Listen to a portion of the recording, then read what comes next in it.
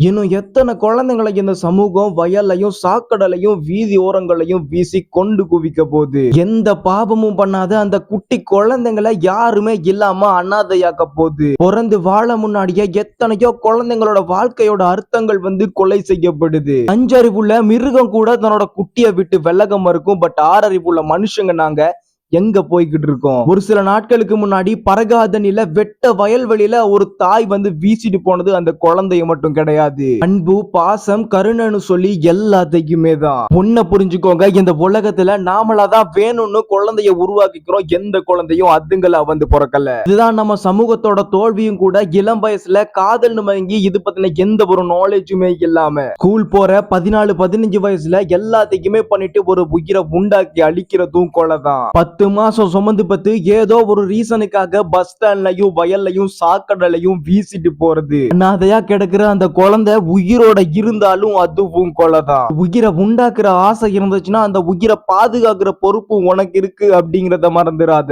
இது இன்னைக்கு நேத்து பாதிக்கப்பட்ட 1-2 குழந்தைங்களோட அழுக கிடையாது. உலகம் முழுவதுமா இலங்கை இந்தியான்னு தினந்தோறும் வீசி அனாதையாக்கப்படுற எத்தனையோ குழந்தைங்களோட கதை தான்.